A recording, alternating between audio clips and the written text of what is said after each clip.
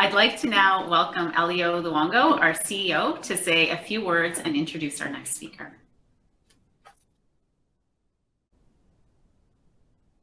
Thank you so much, Lisa. I am so proud to be part of this great event for the third consecutive year.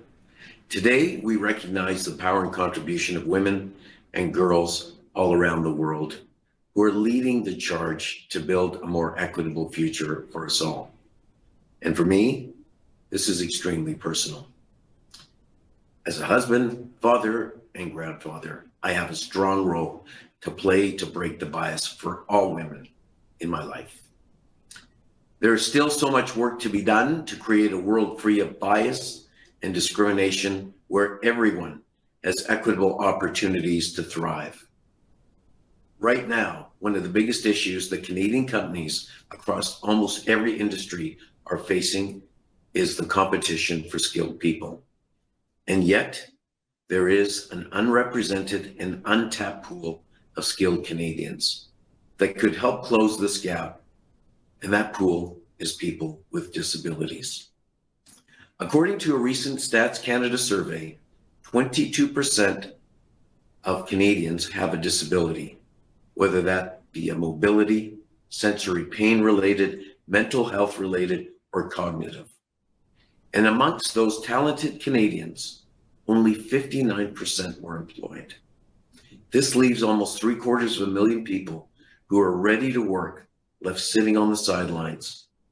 Let that sink in for a minute.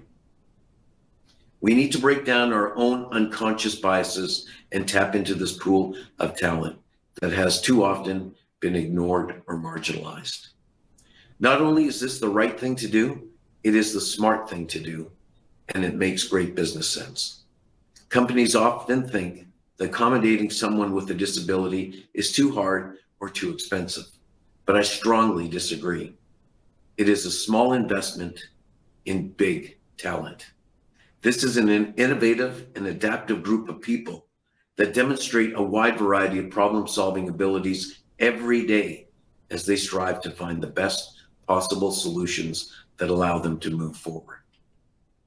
This is exactly what our workplaces need now more than ever: innovative and adaptive, talented people. But many of our spaces, and yes, our own biases, make life inaccessible. This has got to change. It is time to stop thinking about people as having a disability and instead start thinking about people as having abilities, great abilities. Organizations need to think differently to address the unique needs of all individuals, being aware of any unconscious bias we may hold and being intentional about breaking these biases. If everyone out there on this virtual call in this room takes one action to break the bias, imagine the impact. And this is why storytelling is so important, because hearing other people's stories can be an inspirational catalyst for change. I'm truly honored to introduce our next speaker, Julie Sawchuk. Julie is a best-selling author, accessibility strategist, and educator at Sawjak Accessible Solutions. After sustaining a life-threatening injury in 2015, Julie turned from being a high school science teacher to a storyteller who helps people understand that accessibility matters and true access allows people to participate without having to dismantle barriers or change attitudes first. Julie, welcome. Thank you, Elio. You know, you gave me chills. So I very much appreciate the introduction and for being here today with you guys. Before I start telling you my story, though, I want you to think about what your own story is, okay? So maybe it was like a first date with somebody special. Maybe it was watching your child sleep or getting that first promotion, okay? Just like pause for a second and think, what was that time when you thought, man, my life is good? Okay, got it? So I'll tell you my moment. It's a perfect July afternoon. I'm walking through my vegetable garden and I'm holding the most luscious looking head of broccoli that you have ever seen. Okay, broccoli is not an easy vegetable to grow. I am a wife to Theo, my husband, and 2 kids that never stop reading before devices, right? And I love my job.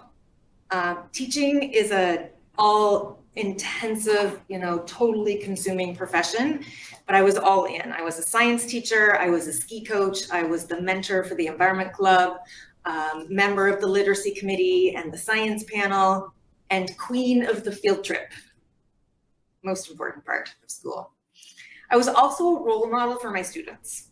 Woman as a science teacher, a job normally held by men. All of my science teachers were men. I managed a little bit of work-life balance. We had a market garden and I was fit.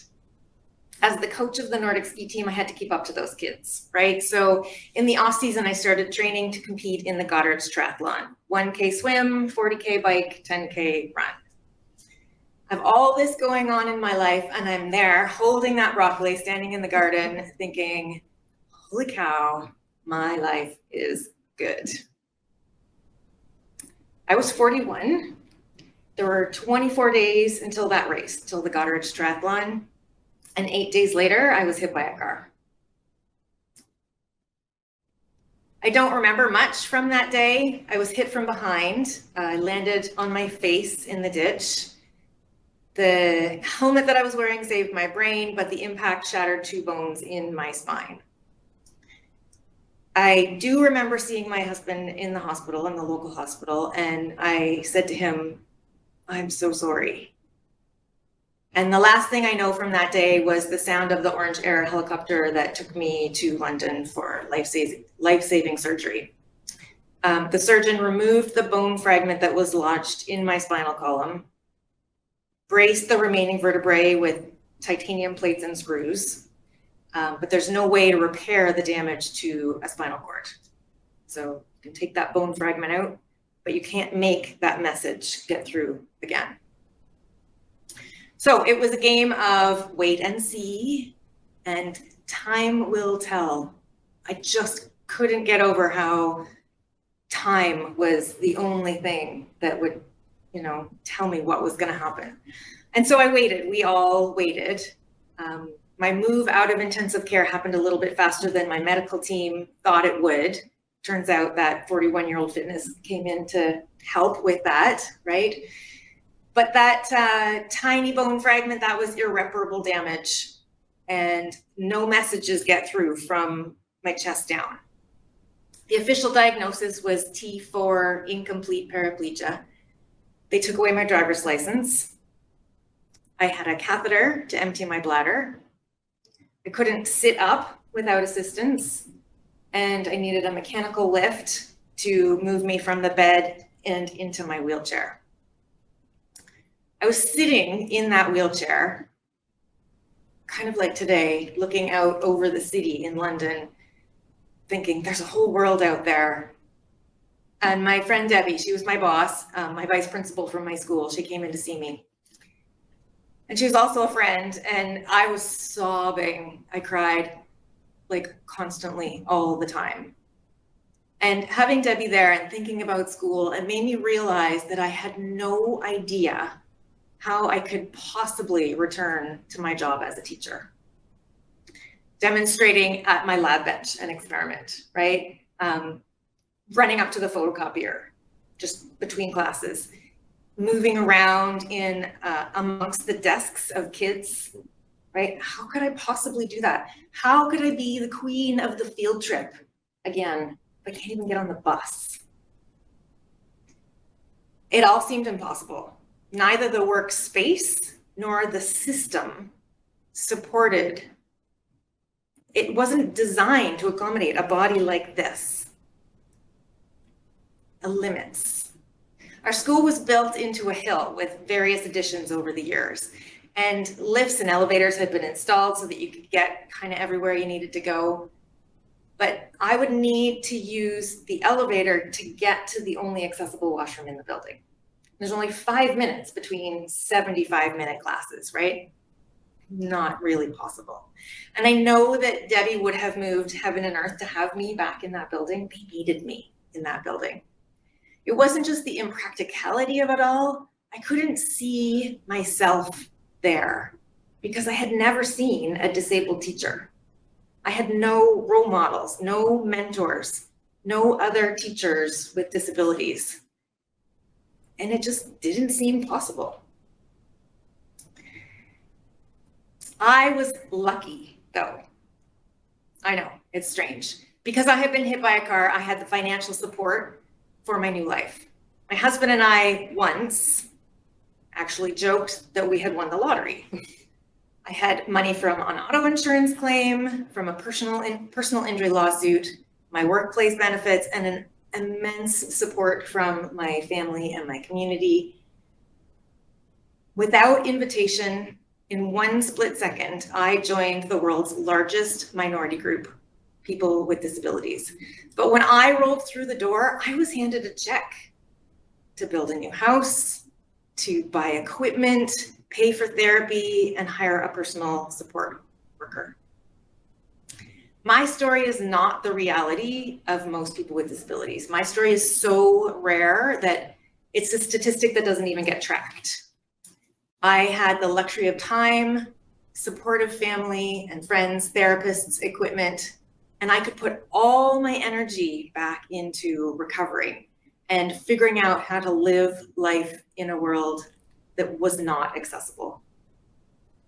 After 3 months in hospital, I needed to go home. I needed to be with my family again and try out this new life, live in my own space. But returning to my 115-year-old farmhouse was not an easy task. It was way harder than I expected. My husband became my caregiver. I couldn't tuck my kids in at night. The lack of accessibility everywhere I went was a massive and life-changing slap in the face. Architectural inaccessibility, and I know my architect friends are cringing when they hear me say that, but it's the norm. Everywhere I go, I have to plan how I'm gonna get in, get around. Am I gonna be able to use the bathroom? I distinctly remember going out for lunch with Theo in our hometown for the first time as a wheelchair user. 7-inch step to get in, okay, and a heavy door. He bumped me up the step and we got in and we knew we were, up against an old building.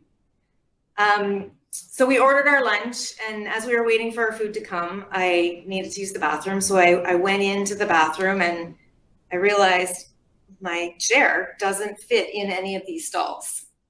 And this is not the first time we've eaten there, but it's my first time as a wheelchair user. And I had never noticed before that I didn't fit in the bathroom. So I went out to the lobby to check out the other bathroom, same thing. No bathroom for Julie. I had to go back to the table, say, Theo, can you help me get out of the building? So I had to roll down the street to the accessible coffee shop, use their bathroom, roll back up the street, and then call him to say, hey, I'm back outside. Can you come and help me get back into the building? So of course, by the time I get in, our food is cold and I'm exhausted. I'd never noticed that before.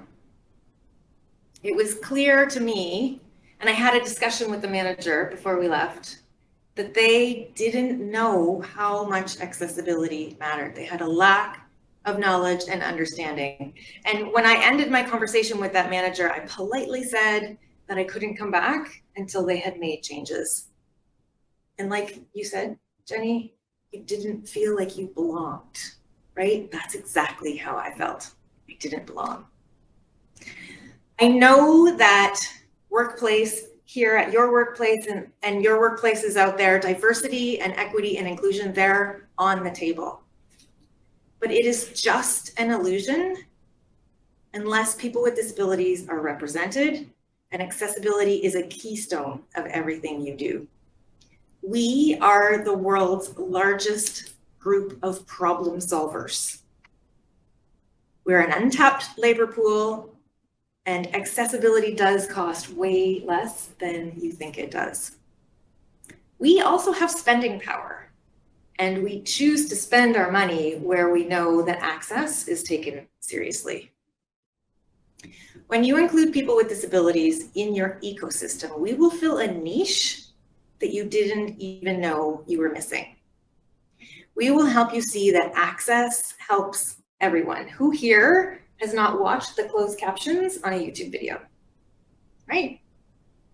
Disability does not discriminate. It crosses all ages, incomes, identities, geographic locations, and levels of education. In 2017, Stats Canada reported that 22% of Canadians identify as having a disability, and that's age 15 and up. That doesn't even include kids. Today, with the aging population, those numbers are even more. And you will find yourself in that statistic at some point in your life, if you don't already, because there are only 3 groups of people on this planet.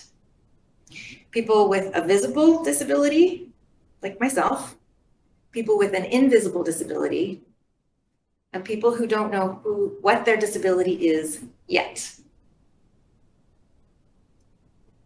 Regardless of where you are at, all our bodies have limits. Your coworkers, your clients, your students, your family, your friends, and your future connections will all need accommodations at some point in time, permanent or temporary, and they want to be seen and heard. So let's go back to the start of my story. I'm 41, I'm holding that broccoli. Back then, I could do anything, and I thought I knew everything. And I'm ashamed to admit that now because I realize that I was not supporting all of my students. I relied on the individual education plan system that was in place, and I assumed that accommodations for accessible learning were in place and that they were actually working for everybody.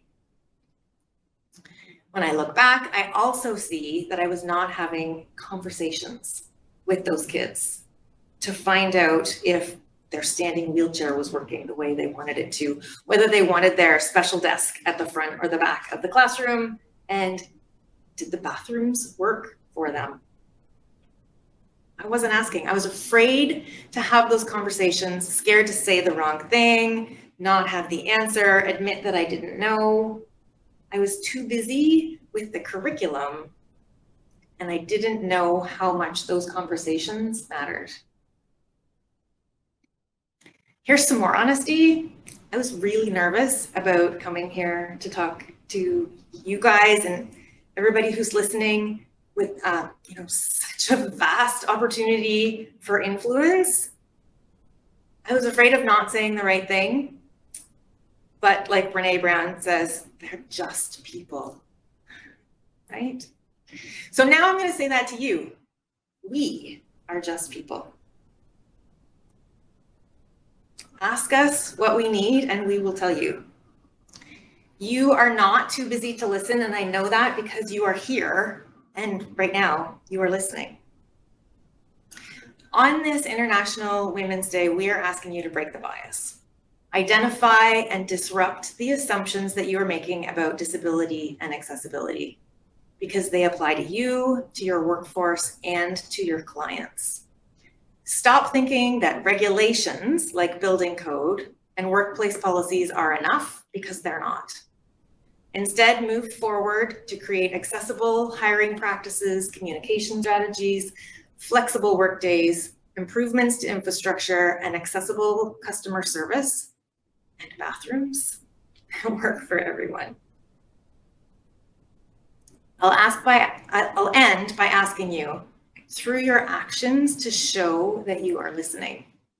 Embrace your empathy and compassion and work with your team to create spaces, systems, and services that work for everyone because accessibility matters. Thank you. Thank you so much, Julie. And I'll sort of say on behalf of everyone, everything you said was the right thing. Thank you for that and your valuable insights on accessibility and equity. We really appreciate that. We look forward to hearing more from you in the fireside chat.